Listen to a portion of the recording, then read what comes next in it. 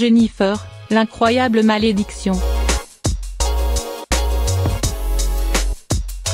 On l'a tellement vu rayonner de joie de vivre, de bonne humeur et de bienveillance dans les télécrochets de TF1, qu'on en oublierait presque que la ravissante Jennifer est avant tout une chanteuse. Et histoire de le rappeler à nos mémoires défaillantes, la voilà qui revient justement sur le devant de la scène avec Nouvelle Page, un 8e album au titre évocateur, qui en dit long sur son état d'esprit actuel. Toujours jurée dans la dernière saison de The Voice Kids, la belle artiste corse, qui promet de repartir bientôt en tournée, a, semble-t-il, enfin tiré un trait définitif sur les épreuves qui ne l'ont pas épargnée en 2017. A commencer par une terrible malédiction que sa grand-mère Joséphine a subie avant elle.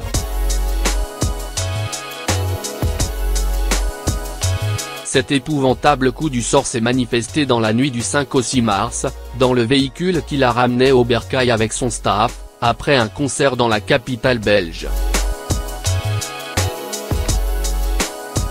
Un accident dont vous vous souvenez sûrement, car nous vous en avions parlé à l'époque dans nos pages.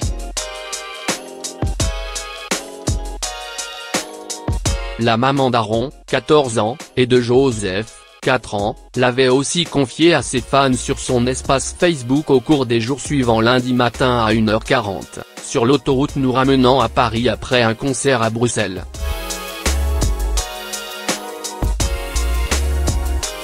Mon équipe et moi somnolions dans un van, lorsqu'un choc d'une violence rare nous a brutalement réveillés, avec les conséquences que l'on sait, avait-elle relaté. Au-delà de nos blessures physiques qui disparaîtront avec le temps, au moment où je vous écris ces lignes, une jeune femme a perdu la vie dans cet accident, un jeune homme est aujourd'hui en état de mort cérébrale, et le conducteur,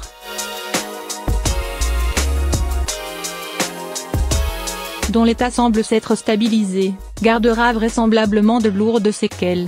Je ne cesse de penser à la douleur des familles des victimes.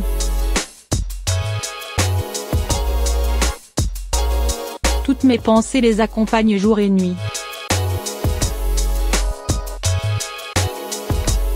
Sous le choc, la star, traumatisée, mais aussi légèrement blessée, n'avait alors pas eu la force de poursuivre sa tournée et d'honorer les dates prévues au programme.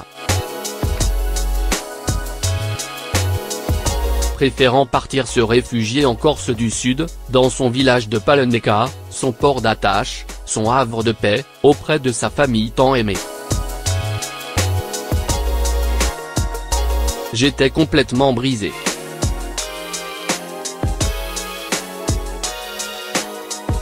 Je n'avais plus le courage de remonter sur scène avec cet épisode tragique.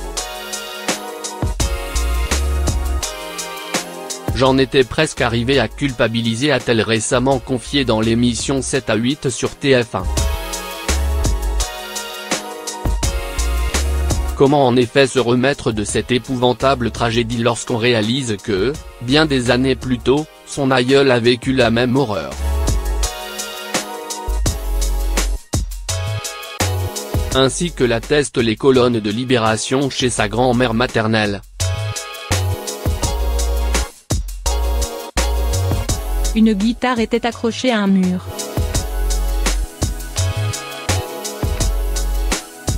Quand Jennifer avait 8 ans, la vieille dame s'est mise à en jouer.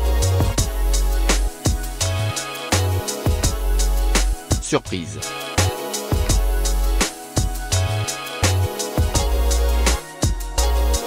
Elle avait abandonné la musique quand son groupe, qu'elle devait rejoindre, s'est tué sur la route. Une incroyable répétition du destin qui pourtant n'empêche pas la ravissante jeune femme de 36 ans d'affirmer « J'ai une bonne étoile qui me protège ».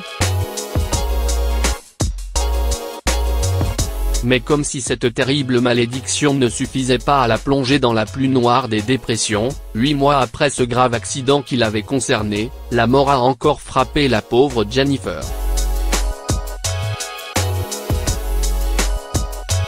Le 12 décembre 2017.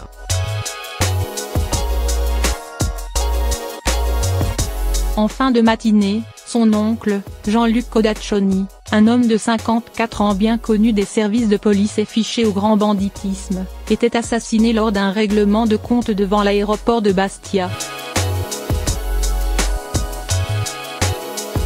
La disparition de ce proche qui, selon les déclarations de la chanteuse, n'était pas ce que l'on dit de lui a littéralement bouleversé la jolie brune. En hommage à celui qu'elle aimait tant, Jennifer a dédié une chanson pleine d'émotions, intitulée Encore et encore, dans son dernier album.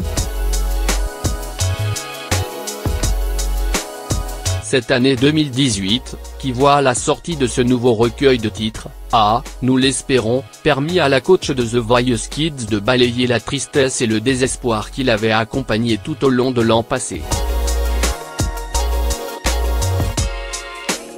Ces 12 mois maudits ne furent pour la malheureuse qu'un interminable chemin de croix dans les ténèbres. Aujourd'hui, c'est sûr, l'interprète de Je danse écrit une nouvelle page de sa vie.